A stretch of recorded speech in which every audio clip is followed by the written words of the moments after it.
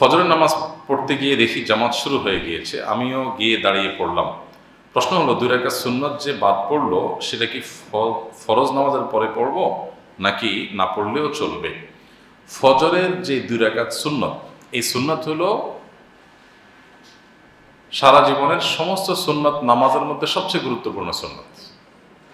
সুন্নত নামাজের যে জগৎ, এই জগতের সবচেয়ে গুরুত্বপূর্ণ সুন্নত হলো ফজরের নামাজের আগের, ফরজের আগের যে 2 রাকাত সুন্নত আছে। এই জন্য নবী করিম সাল্লাল্লাহু আলাইহি সাল্লাম বলেছেন, লা তাদাহুমা ওয়ালাউ তারাদাতকুমুল খাইল, তোমার যদি বাহন ছুটে যায় যাক, তবু এই 2 রাকাত নামাজ ছাড়বা না। সফরে সাধারণত সুন্নত নামাজ এটা পড়া আমরা নিজেদের আবাসন স্থলে থাকলে যেরকম গুরুত্বপূর্ণ, সেই গুরুত্ব সফরে থাকে না। অনেক ইমামগণ তো বলেছেন যে সফরে সুন্নত নামাজের অপশনই নেই। তো সেই সফরে পর্যন্ত অন্য কোনো সুন্নত নামাজ না পড়লেও ফজরের আগে 2 রাকাত সুন্নত পড়াটাই হলো কাঙ্ক্ষিত এবং প্রত্যাশিত। সেজন্য ফজরের আগে 2 রাকাত সুন্নতকে খুব গুরুত্বের সাথে আদায় করতে হবে, করা উচিত। এখন প্রশ্ন হলো, জামাত শুরু হয়ে গেছে, আমি ফজরের সুন্নত পড়তে পারি নাই, মিস হয়ে গেল, আমি কি করব? এর উত্তর হলো, পরে আমি সুন্নতটা পড়ে দেব। সেই পরের ব্যাখ্যাটা কি?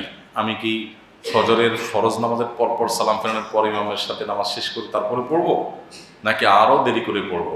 আবার প্রশ্ন লিখেছেন, না পড়লে চলবে কিনা? না পড়লে চলবে বলতে ফরজ আদায় হয়ে যাবে, কিন্তু নিশ্চয়ই আপনি গুনাহগার হলেন, ক্ষতিগ্রস্ত হলেন, কারণ আপনি একটু গুরুত্বপূর্ণ সুন্নাহ ত্যাগ করেছেন। সেজন্য এটা করা উচিত না। নবী করিম সাল্লাল্লাহু আলাইহি ওয়াসাল্লাম একবার যোহর আগের সুন্নাত পড়তে পারেন নাই, মেহমান বা অন্য কোনো ব্যস্ততার কারণে, তিনি একবার এরকম ঘটেছে মাত্র, সেটা পরে পড়ে দিয়েছেন। তো আমাদের জীবনে কালে বদলে এরকম হতে পারে, নিয়মিত হওয়া উচিত না। এবং হাদিস থেকে এটাও বোঝা যায় যে কোনো কারণে আগে সুন্নাত পড়েন নাই, সেটা পরে পড়ার সুযোগ আছে এবং পড়া উচিত। এখন কখন পড়বেন? এর উত্তর হলো যে ফজরের সালাম ফেরানোর পরে না পড়ে সূর্য উদিত হওয়ার 15-20 মিনিট পর এশাকের নামাজের ওয়াক্ত যখন হয়, তখন থেকে নিয়ে আপনি যখন খুশি যোহর রাগ পর্যন্ত আপনি পড়বেন, এটা হলো উত্তম। ওই সময় পর্যন্ত অপেক্ষা করে পড়তে পারবে। আর যদি মনে হয় যে না, তখন আর পড়া হবে না, অনেক ওলামা ইকরাম ফজরের নামাজের পরপর সূর্য ওঠার আগে আগে এর মধ্যে পড়ার অনুমতি দিয়েছেন। এটা দায়লিক আলোচনা, অনেক বিস্তারিত আলোচনা করা যেতে পারে। নবী করিম সাল্লাল্লাহু আলাইহি ওয়াসাল্লাম হাদিস রয়েছে, ফজর এবং আসরের পরে কোনো নামাজ নাই। এখানে নামাজ নাই বলতে কি বোঝানো হয়েছে, অনেক দীর্ঘ আলোচনার বিষয়। শুধু আমরা এটুকু জানি যে উত্তম হয় ইখতিলাফের ঊর্ধ্বে উঠে আমরা ফজরের ফরজ নামাজের পর এশাকের ওয়াক্ত হবে সূর্য ওঠার 20 মিনিট পর, তারপরে আমরা এই সুন্নত নামাজটা পড়ব। তখন যদি পারেন পড়লেন, না হলে যোহর রাগ দিয়ে পড়ে দিলেন, এটা উত্তম। আর যদি একান্ত পরে আর পড়ার কোনো অপশন না থাকে, আপনার কাছে সম্ভাবনা না থাকে, আর ফজরের সুন্নতের পরপর পড়ে ফেলেন, তো অনেক আমাদের মধ্যে সেটা আদায় হয়ে যাবে। কিন্তু উত্তম হবে আপনি ওই সূর্য ওঠার পর পর্যন্ত অপেক্ষা করে তারপরে পড়াটা। যে কোনো নামাজের রুকু থেকে উঠে অথবা 2 সিজদার মাঝে কতটুকু সময় অপেক্ষা না করলে নামাজ শুদ্ধ হবে না, দয়া করে বিস্তারিত বলবেন। আমরা লক্ষ্য করছি কিছু কিছু ইমাম সাহেব এবং অধিকাংশ নামাজের মধ্যে এই সমস্যা রয়েছে। খুবই গুরুত্বপূর্ণ প্রশ্ন। রুকু থেকে উঠে যখন আমরা দাঁড়াবো, কতটুকু সময় অপেক্ষা করব? মিনিমাম অপেক্ষা করার সময় হলো 1 তাসবিহ। আমরা একবার সুবহানাল্লাহ বলার মতো সময়, বা সুবহান রাব্বিল আযীম একবার আল্লাহর পবিত্রতা বর্ণনা করতে পারেন, এরকম সময় মিনিমাম অপেক্ষা করা ওয়াজিব। এতটুকু অপেক্ষা যদি আপনি না করেন, নামাজ হবে না। এখন অনেককে দেখা যায় রুকু থেকে উঠে জাস্ট মাথাটা সোজা করে আবার তিনি সিজদায় চলে গেছে, তার নামাজ হবে না। সম্ভবত হুযায়ফা ইবনে ইয়ামান রাদিয়াল্লাহু তাআলা আনহু এরকম এক ব্যক্তিকে দেখেছেন খুব তাড়াহুড়া করে নামাজ পড়ছে। তখন তিনি তাকে ডেকে বললেন, কতদিন তুমি নামাজ পড়ছো? লোকটা বলল, অনেক বছর ধরে নামাজ পড়ছি। তখন তিনি বললেন, তুমি যদি এই নামাজরত অবস্থা এইভাবে নামাজ নিয়ে দুনিয়া থেকে যাও, সংশোধন না করো, পরিবর্তন না করো, তাহলে তুমি জেনে রাখো মুহাম্মদ সাল্লাল্লাহু আলাইহি সাল্লাম যে দিন নিয়ে এসেছেন, তুমি সেই দিনের উপর তোমার মৃত্যু হলো না, তোমার নামাজ কাউন্টেবল না, আল্লাহর কাছে গ্রহণযোগ্য হবে না। তার মানে কি দাঁড়ালো, যে তাড়াহুড়া করে যদি নামাজ পড়ি আমরা, আর উপস্থিত ঠিক মতো না করে নামাজ হবে না। নবী করিম সাল্লাল্লাহু আলাইহি সাল্লামের মসজিদে এক লোক এসে 2 রাকাত নামাজ পড়লেন। নামাজ পড়ার পর লোকটি এসে নবী সাল্লাল্লাহু আলাইহি সাল্লামকে সালাম দিলেন। নবী সাল্লাল্লাহু আলাইহি সাল্লাম সালামের জবাব দিয়েছেন। এরপর তাকে বললেন, ইরজা ফাসাল্লি ফাইন্নাকা লাম তুসাল্লি, যাও তুমি আবার নামাজ পড়ো, কারণ তুমি নামাজ যেটা পড়েছো এটা হয়নি। লোকটা আবার নামাজ পড়লেন, একইভাবে তাড়াহুড়া করে পড়লেন, রুকু থেকে উঠে সোজা হয়ে অপেক্ষা করা ছাড়া আবার সিজদা চলে গেছেন, সিজদা থেকে মাথা একটু উঠায় আবার সিজদা চলে গেছেন, সোজা হয়ে বসে অপেক্ষা করেন নাই। তখন নবী করিম সাল্লাল্লাহু আলাইহি ওয়াসাল্লাম তাকে নামাজ শিখিয়ে দিলেন এবং বললেন, রুকু থেকে তুমি দাঁড়াবে হাত্তা তাতমাইন্না কায়েমান, আও কামা ক্বালা রাসূলুল্লাহ সাল্লাল্লাহু আলাইহি ওয়াসাল্লাম, তুমি রুকু থেকে মাথা সোজা করে স্থির হয়ে অপেক্ষা করবে, এরপরে সিজদা যাবে।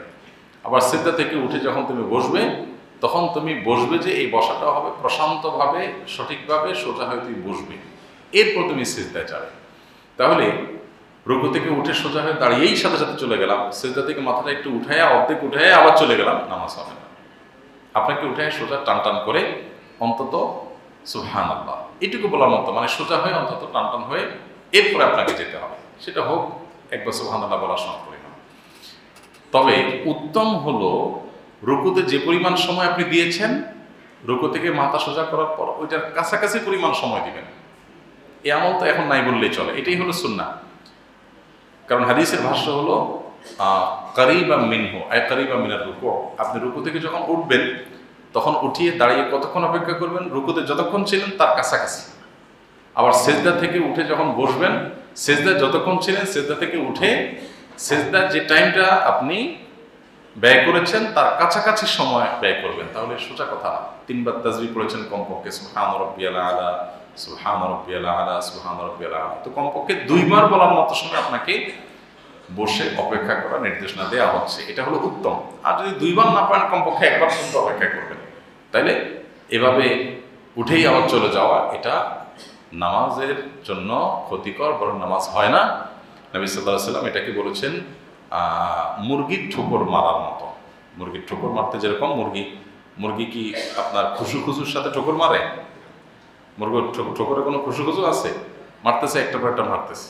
তো নামাজের মধ্যে নবী সাল্লাল্লাহু আলাইহি ওয়াসাল্লাম এটা নিরুৎসাহিত করেছেন এবং তিনি বলেছেন সবচেয়ে নিকৃষ্ট চোর হলো যে নামাজের চুরি করে। নামাজের চুরি কিভাবে করে? এই যে রুকু সিজদা টপ টপ করে মেরে দেয়, তাড়াহুড়া করে, ঠিক মতো করে না। আল্লাহ তাআলা আমাদেরকে তাড়াহুড়ার এই রোগ থেকে বেঁচে থাকার তৌফিক দান করুন। যার নামাজ যত ধীর স্থিরতার সাথে হয় তিনি তত ভালো মুসলমান, মুত্তাকি মুসলমান। নামাজের মধ্যে ধীর স্থিরতাটা এটা অত্যন্ত গুরুত্বপূর্ণ একটা ব্যাপার, বিধায় এটা আমাদের এনশিওর করা দরকার। আমি ওমরা করার উদ্দেশ্যে কিছু টাকা জমিয়েছি, পরিমাণে অনেক কম হওয়ায় এখন এই টাকাকে কোনো একটা ব্যবসায় বিনিয়োগ করে দ্রুত বৃদ্ধি করার কথা চিন্তা করছি, যেন আরও কম সময় ওমরা যেতে পারি। আমার এমন সিদ্ধান্ত আমাকে উচিত হবে, না হলে আমার জন্য করণীয় কি? যদি আপনার যে টাকা জমিয়েছেন ওমরার জন্য সে টাকা দিয়ে ওমরা হবে না, সাফিসিয়েন্ট না, তাহলে সেক্ষেত্রে অবশ্যই আপনি সেই টাকা বৃদ্ধি করার জন্য ব্যবসার কোনো উদ্যোগ নিতেই পারেন এবং ব্যবসার উদ্যোগ গ্রহণ করে টাকা বৃদ্ধি হওয়ার পর এরপর ওমরা করলে জায়েজ হবে, কোনো অসুবিধা নেই।